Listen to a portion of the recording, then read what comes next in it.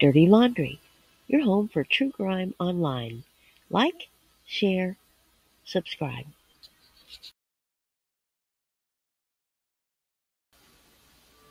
At a time when most 5-year-olds are excited about presents and Santa, Summer is gone from the only home she ever knew. As you hold your little ones close this year, hold them extra tight and keep praying that God will touch someone's heart and they will unburden their soul, tell the truth, and let us bring Summer back to people who will make sure she is never put at risk again. Summer Moon Utah Wells is 5 years old, and she's been missing from Rogersville, Tennessee since June 15th of this year. Summer's 3 feet tall, she weighs 40 pounds and has blue eyes. Look closely at those eyes. She could be wearing a face mask or even dressed like a boy. If you know anyone who may have recently taken in a child around Summer's size, please take a closer look. If you can help with any information in this case or think you may have seen Summer, please call TBI at 1-800-TBI-FIND. God bless your heart, and as always, thank you and Merry Christmas. And now, 6 Months of Summer, Part 2. What does Tennessee law say about endangerment? Do these laws apply to Don and Candace? And could this be a chance to get one or both of them to finally come clean? In Part 1, according to our community poll, more people have faith in TBI than local LE. I totally share that opinion.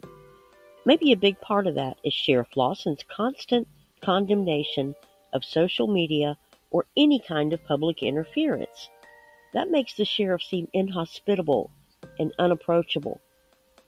The TBI's Leslie Earhart, by contrast, seems to be at least trying to explain their efforts without revealing details of their investigation in order to stay one step ahead of whoever took Summer. Although the goal was to update the news on Summer, the repetitive phrasing, absence of any encouraging breaks, and lack of arrests hint that they have so far failed to link anyone to the disappearance and that the trail has gone cold.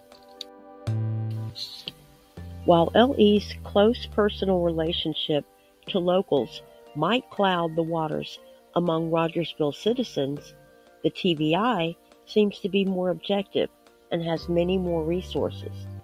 TBI has every reason to wrap up this mystery and close Summer's case, so it's doubtful that they would risk their professional reputations to obstruct this investigation. So why would a seasoned pro like Leslie Earhart spend half a year and millions in resources and the latest technology to announce that a barefoot Summer could have just wandered off into oblivion? Well, maybe she's not. Earhart actually gave us 3 scenarios. She said the first, an abduction, was unlikely, and I agree. Then she added that wandering off was a real possibility, which I doubt. But when you consider that either of these scenarios would occur due to that unsecured basement door, it might be a clue that TBI is considering charging Candace or Don with failing to protect Summer, or child endangerment, until more evidence is in.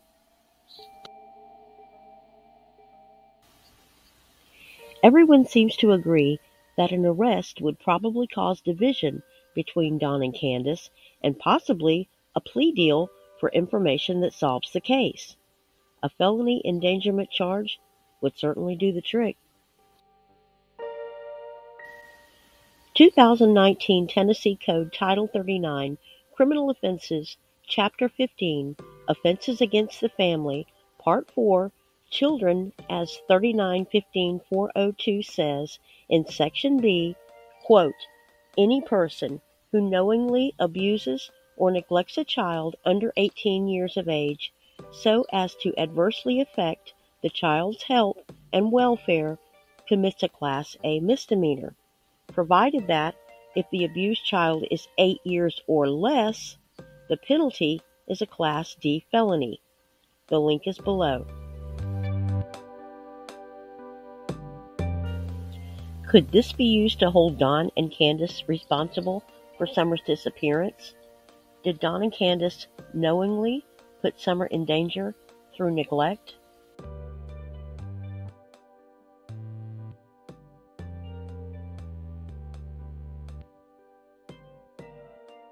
Wells tells me the family home on Ben Hill Road is surrounded by drug dealers and buyers.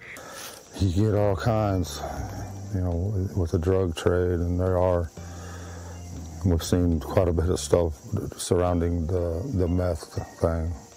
And we parked our neighbors caught them parked at our road in our driveway in the middle of the night or early in the morning and stuff like that, and run them off. I don't go on walks around here or runs because I'm scared of the bears and snakes and even the coyotes that are around here. At Summer's hilltop home, Wells showed me a refrigerator he says Summer played on. I don't know what else she did, but what in the world is that?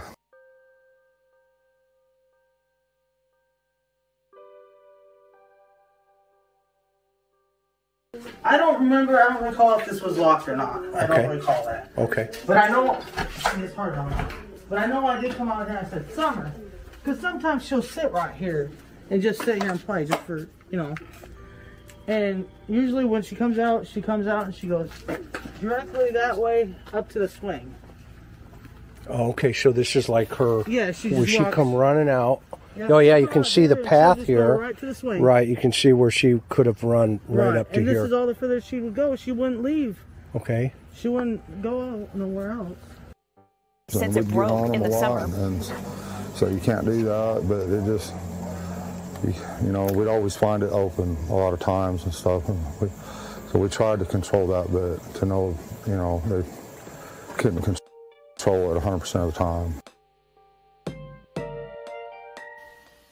Maybe TBI plans to hold Candace to her story and use their media statements acknowledging the dangers right outside Summer's unsecured door to get some justice for Summer. Candace says she wouldn't even walk the property because of wild animals, but Summer was allowed to play outside on the porch alone and go around the house to her swing. This is just one example. Why would they trust a 5-year-old to protect herself against all of the dangers that they were afraid of? Earhart adds, finally, that a foul play scenario is absolutely possible. Out of the 3 mentioned scenarios, this one seems the most likely to me, but Earhart did not elaborate on this possibility. Because no reporter has done an investigation into the possibilities of an inside job, we're again left with no encouragement, no new information, and no Summer. Reporter Brian Enton made a splash a month ago when he ventured into Ratchetville to interview the sheriff and Don Wells. Everyone expected Enton to go where police and local reporters wouldn't go. He remarked even before the story began about his chilly reception there. But shortly after his unproductive visit to Tennessee, coverage by Newsmax TV ended with an odd clip where Enton, filling in for Ashley Banfield, announced a clip from a YouTube channel showing an out-of-control Don, but the network suddenly omitted the clip without an explanation. The clip of the video is below. As far as I know, Newsmax had no coverage of the second search or the 6 months mark of the search.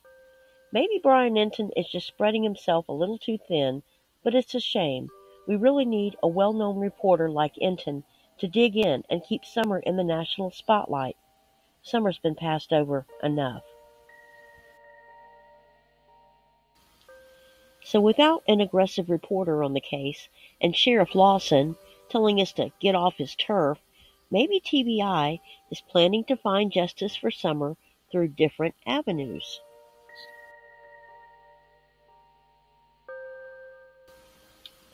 The two TBI theories that she wandered off in foul play are both still on the table.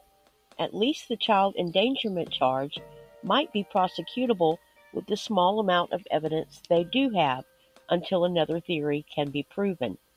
Incarceration and separation would probably encourage them both to be a lot more forthcoming. These laws are in place to make examples of Don and Candace so that other children might be saved from a similar fate in the future. If one good thing comes out of this tragedy, it should be a warning to all parents who don't put the safety of their children first. Thanks, everyone.